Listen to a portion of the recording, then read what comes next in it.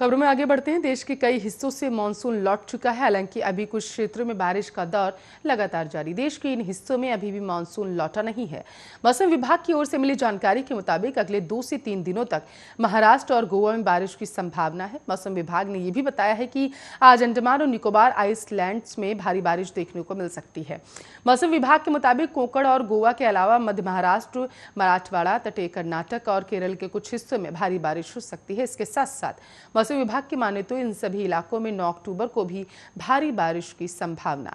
वहीं 10 अक्टूबर को इन राज्यों के अलावा तमिलनाडु, पुडुचेरी और कराईकल के कुछ हिस्सों में बारिश की संभावना नजर आ रही है।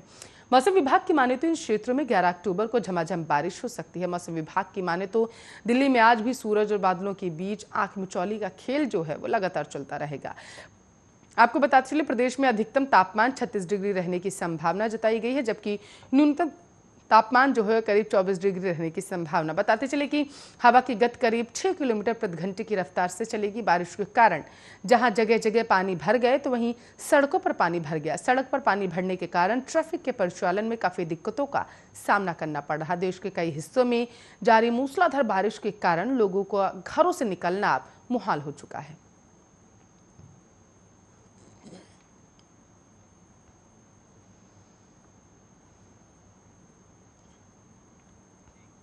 तो बॉलीवुड अभिनेता शाहरुख खान के बेटे आर्यन खान से जुड़े क्रूज ड्रग केस में आज फिर से 8 लोगों को अदालत में पेश किया जाएगा।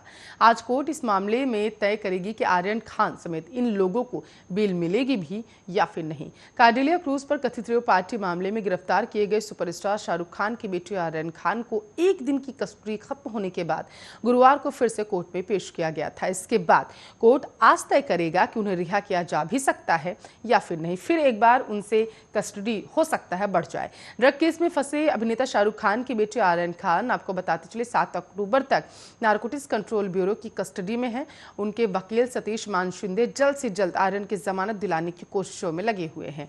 आज इस मामले की फिर से सुनवाई होनी है। ऐसे में अब सवाल ये उठता है कि क्या वो आर्यन को जमानत दिलवा पाएंगे या फिर नहीं। आपको बताते चले, एनसीबी ने कोर्ट के सामने दलीलें दी कि आर्यन खान की व्हाट्सएप चैट से खुलासा हुआ कि वह विदेशी ड्रग पेडलर के भी संपर्क में थे। एनसीबी ने कोर्ट को बताया कि अमेरिका की दक्षिण कैलिफोर्निया की यूनिवर्सिटी में पढ़ाई के दौरान भी ड्रग का सेवन उन्होंने किया था। इसलिए इस ड्रग्स मामले की जांच अंतर्राष्ट्रीय एंगल से भी किए जाने की जरूरत है। आखिर में अदालत ने आर्यन खान और अन्य 7 आरोपियों को 7 अक्टूबर तक एनसीबी की हिरासत में भेज दिया था।